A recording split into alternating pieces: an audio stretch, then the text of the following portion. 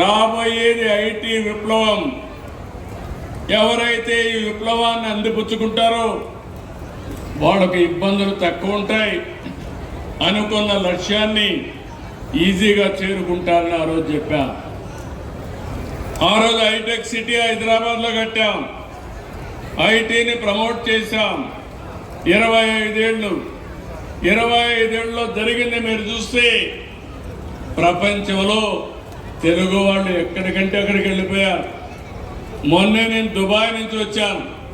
Dubai నుంచి వస్తే నేను ఒక మీటింగ్ పెడితే తెలుగు వాళ్ళ కోసం కొన్ని వేల మంది హాళ్ళు పట్టలేదు, దానికంటే పెద్ద హాలు దొరికే పరిస్థితి లేదు.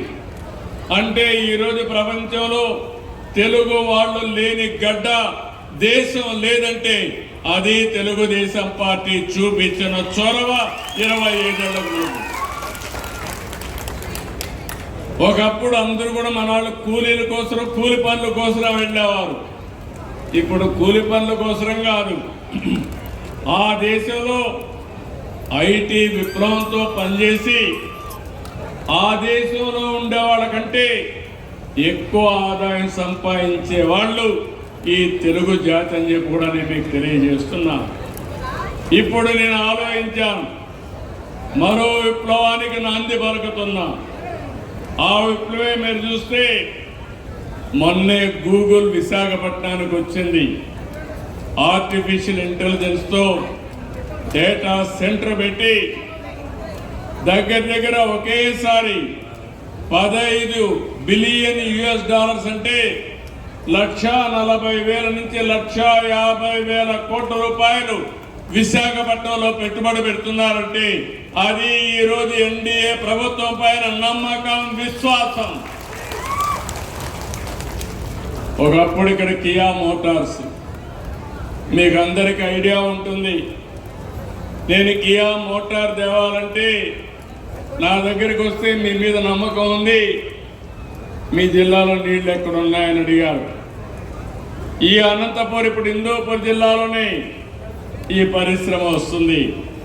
ఆ రోజు నేను ఒకే మాట చెప్పాను, నేను నీళ్లు తెస్తాను, నీళ్లు తెచ్చిన తర్వాత మీరు పెట్టమంటే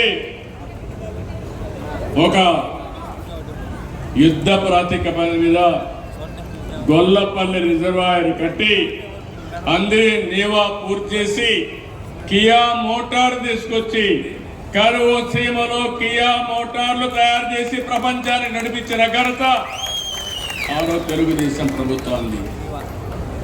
దానివల్ల అనేక రకాలుగా అభివృద్ధి అయ్యే పరిస్థితి వస్తుంది. ఈరోజు నేను ఒకే విషయం మిమ్మల్ని అందరినీ కోరుతున్నాను. ఈరోజు టెక్నాలజీ ద్వారా మీకు అన్ని సర్వీసులు ఇస్తున్నాం. ఈ విషయం మీరు గుర్తుపెట్టుకోవాల్సిన అవసరం ఉంది. నేను ఒకటే ఆలోచిస్తున్నాను, ట్రాన్స్పరెన్సీ ఉండాలి. ప్రజల ధనం పైసా కూడా వృధా కాకుండా ఖర్చు పెట్టాలి. అనుకున్న లక్ష్యం ప్రకారం పేదవాడికి నిరంతరం న్యాయం చేసేట్టుగా ముందుకు పోయే కార్యక్రమానికి శ్రీకారం చుట్టాం. అదే సుపరిపాలన. నేను ఆర్టీజీఎస్ ఒకటి పెట్టాం, రియల్ టైం గవర్నెన్స్. ఇది అక్కడ ఐటీ మినిస్టర్గా లోకేష్ గారు అయితే ఆయన కూడా ఐటీ చేశాడు కాబట్టి సమర్థవంతంగా తీర్చిదిద్దే పరిస్థితికి వచ్చారు.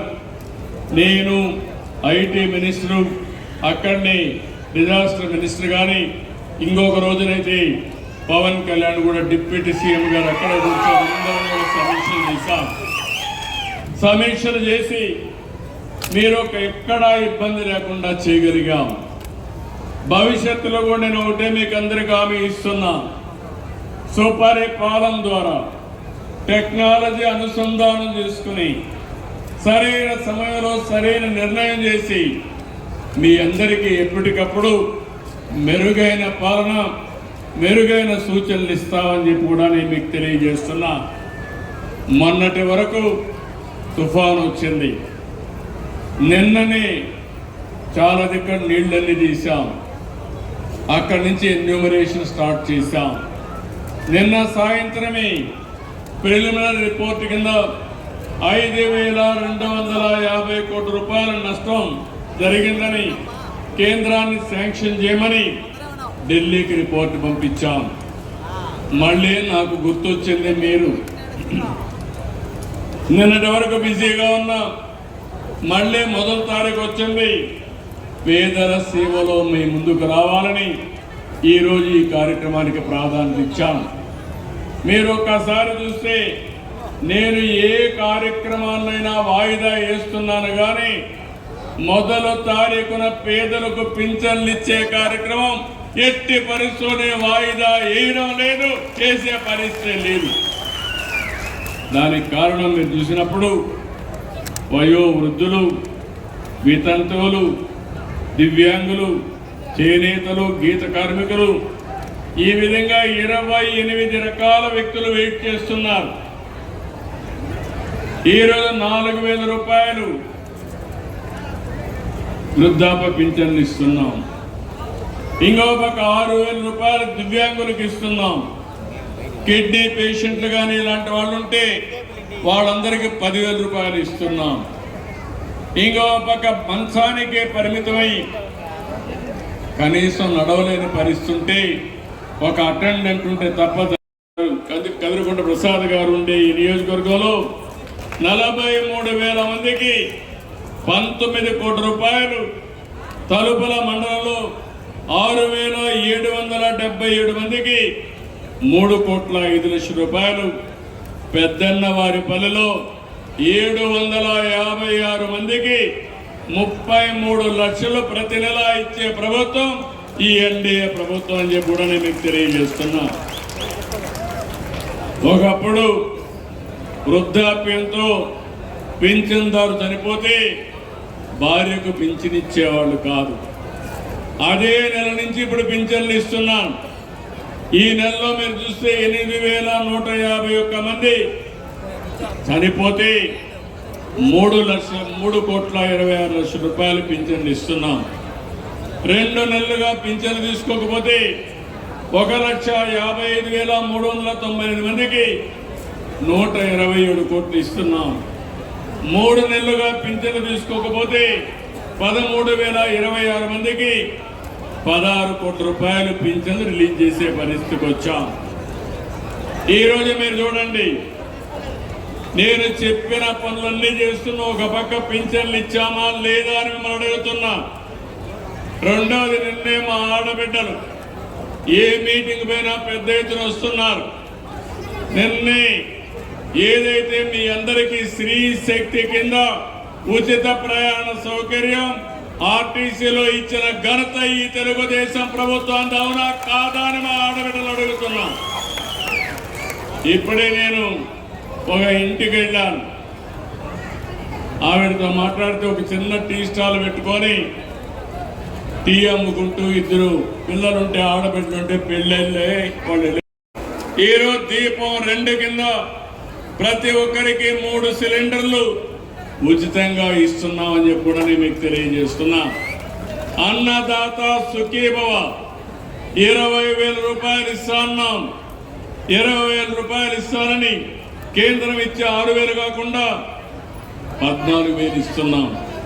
ఒకప్పుడు మీకు వచ్చేది 7,000 వస్తే దానికి 7,000 కలిపి డబల్ చేసి ఈరోజు అన్నదాత సుఖీభవ ఇచ్చాం.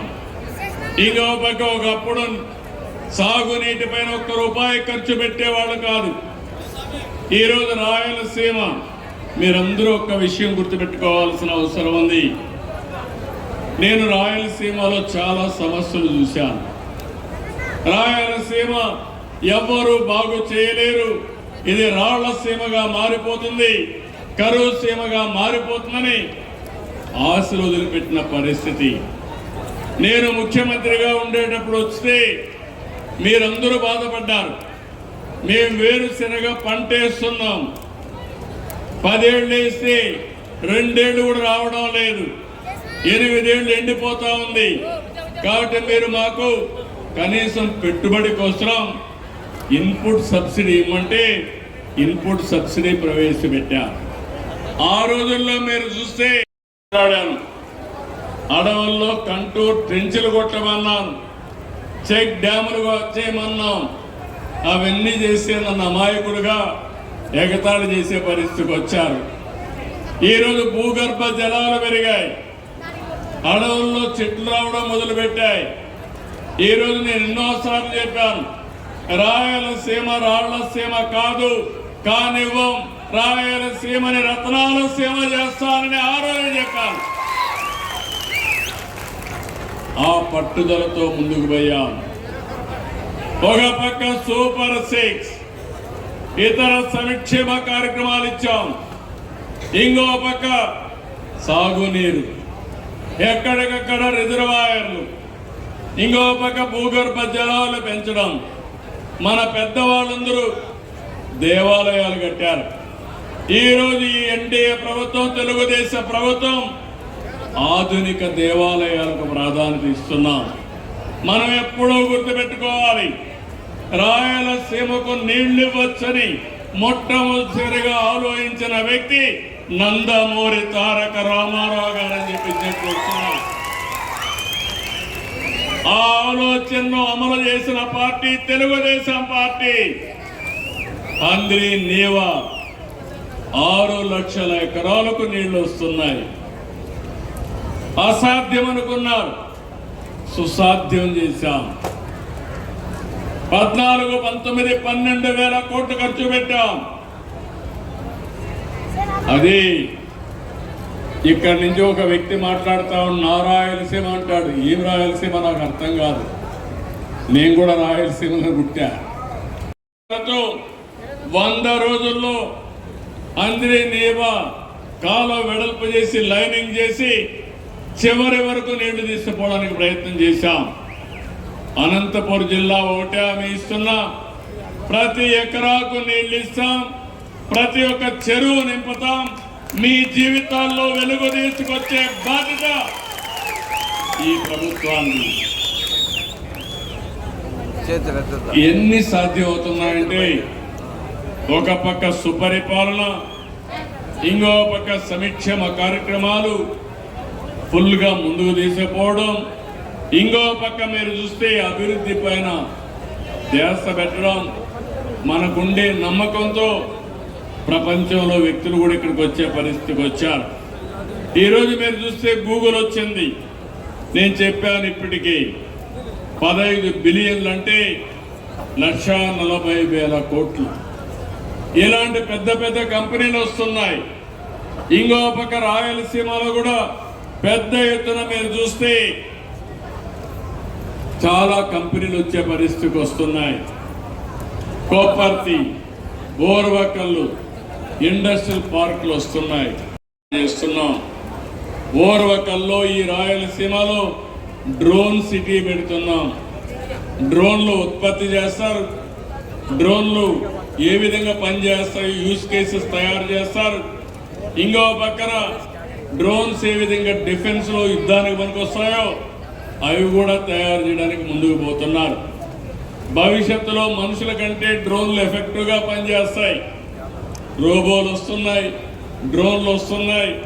ఇవన్నీ సమర్థవంతంగా ఉపయోగించుకుంటే మన పొలాలకు తెగులు వస్తే పెస్టిసైడ్ కొట్టే దగ్గర నుంచి, అదే మార్గం సెటిలైట్ ద్వారా ఎలాంటి పంట వేసాం, ఆ పంట ప్రొడక్టివిటీ ఎంత వస్తుంది, దానికి మార్కెట్ ఏంటి, ఇవన్నీ కూడా మనం ముందు చూపుతో ముందుకు పోయే అవకాశం వస్తుంది.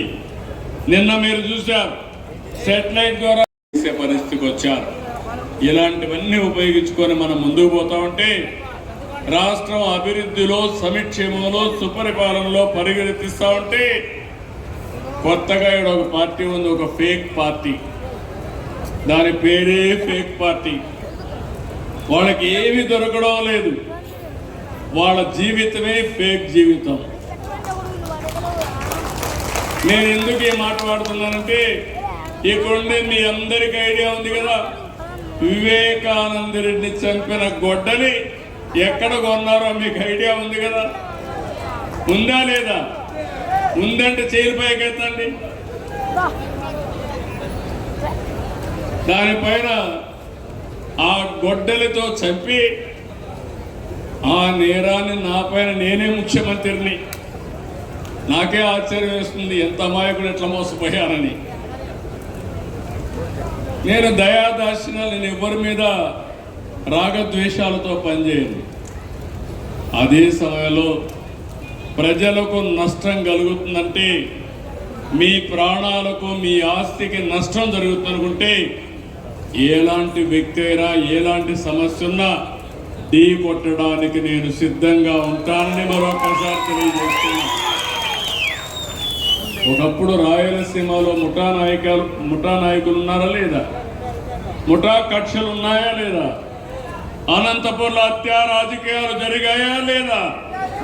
జరిగాయా? ఈరోజు జరుగుతున్నాయా? ఈరోజు ముఠాలు పూర్తిగా అణిచివేసిన వ్యక్తిని పార్టీ తెలుగుదేశం పార్టీ అని చెప్పి నేను మీకు తెలియజేస్తున్నా. మొహమాటంగా కొట్టాం, పార్టీలు చూడలేదు. అదే మరిగా తీవ్రవాద సమస్య. ఆ రోజు నేను ఒకటే చెప్పాను, మీ సిద్ధాంతం కరెక్ట్ కాదు, దీనివల్ల అభివృద్ధి ఆగిపోతుంది, మీరు కూడా జనజీవన స్రవంతికి రండి అని చెప్పాను. నా మాట ఏం లేదు. ఆ రోజు మీరు చూస్తే హైదరాబాద్ చుట్టుపక్కల తీవ్రవాద సమస్య ఉండేది, గట్టిగా యాక్ట్ చేశాం. కడాన మీరు చూస్తే తిరుపతిలో 2003లో నా మీద 23 క్లీమోర్ మైన్స్ బ్లాస్ట్ చేస్తే సాక్షాత్ వెంకటేశ్వర స్వామి దిగి వచ్చి నా ప్రాణం కాపాడాడు తప్ప ఇంకోటి కాదు. ఇది అసాధ్యం. అయితే నా ప్రాణానికి కూడా నేను ఎప్పుడు భయపడలేదు. ప్రజల ప్రాణాలు కాపాడడానికి నా ప్రాణాన్ని ప్రణంగా పెట్టాను తప్ప భయపడిన సందర్భం ఎప్పుడూ లేదు. ఇంకో పక్క హైదరాబాద్లో కమ్యూనల్ విధ్వంసాలు, నాగరిక ప్రపంచంలో అనాగరికంగా ఒకరినొకరు చంపుకోవడం, ఇదేంటని అడిగితే ఎదురు తిరిగే పరిస్థితి. నిర్మోహమాటంగా యాక్ట్ చేశాను. హైదరాబాదే కాదు, రాష్ట్రంలో మత సామరస్యాన్ని కాపాడాం. మత విద్వేషాలు అణిచివేసిన పార్టీ తెలుగుదేశం పార్టీ అని చెప్పి కూడా నేను మీకు తెలియజేస్తున్నా. అలాంటివన్నీ చేస్తే ఆ రోజు మీరు చూస్తే నిద్ర లేసి చూశాను. చూడంగానే మా వాళ్ళు పంపించారు ఒక చీటీ నాకు. వివేకానంద రెడ్డి గుండెపోటుతో చనిపోయాడు. ఎవరు చెప్పారు? సాక్షి పేపర్లో వచ్చింది. నేను కూడా అనుకున్నాను సాక్షి టీవీలో అందరూ వచ్చాయి కాబట్టి ఇంత నీచం చేస్తారని. నేను కూడా నమ్మి గుండెపోటుని పాపం అనుకున్నాను. పాపం అనుకొని నేను గమనున్నాను. ఎలక్షన్లు వచ్చాయి, సీట్లు పంపిణీ ఆ గొడవల్లో ఉన్నాం. అది అవుతానే మీరు ఒకసారి చూస్తే ఆయన కూతురు బయలుదేరి వస్తూ మా నాన్న చనిపోయాడు, ఏదో నాకు అనుమానం ఉంది, మీరు పోస్ట్ మార్టం చేయాలని అడిగితే పోస్ట్ మార్టం చేయమని ఆదేశాలు ఇచ్చాం. ఆటోమేటిక్గా చేయాలి. అయితే ఇక్కడ జరిగింది మీరు చూస్తే ఇవన్నీ మీరు చూశారు. అది అవుతానే ఎక్కడిదే బస్సు అని చూస్తే ఆంధ్ర అతను ఒరిస్సాలో రిజిస్టర్ చేశాడు నేషనల్ పర్మిట్ కింద. అక్కడి నుంచి వాళ్ళు కావాలని ఆపరేషన్ బయటనే చేస్తున్నారు. కానీ ఇన్సిడెంట్ మన దగ్గర జరిగితే మనం అన్ని జాగ్రత్తలు తీసుకున్నాం. దానిపైన మన దగ్గర రిజిస్ట్రేషన్ చేశారని ఫేక్ న్యూస్ పెట్టారు. ఫేక్ న్యూస్ పెడితే కాదని వాస్తవాలు మనం చెప్పాం. ఆ తర్వాత అక్కడ తాగిన వాడు బెడ్ షాప్లో నుంచి తాగాడని దానికి ఒక ఇది పెట్టి ఈ బెడ్ షాప్ వల్ల జరిగిందంటే ఎప్పుడు అతను తాగాడు, ఏ షాప్లో తీసుకున్నాడు, టైంతో సహా వీడియో తీసి పెట్టాం. అంటే ఫేక్ ఫెలోస్ ఏమనాలి? ఎట్లా పట్టుకోవాలని అడుగుతున్నది ఒక సంఘటన. అంటే ఒక ఫేక్ ఫెలో ఏదంటే అది పెడతా ఉంటే అది అవాస్తవం అని చెప్పి ప్రతిరోజు మనం చెప్పుకునే పరిస్థితి ఎక్కడికి పోతున్నాం అని అడుగుతున్నా. ఇది జరిగిన తర్వాత ఇంకొక పక్కన చూస్తే ఈరోజు ఆ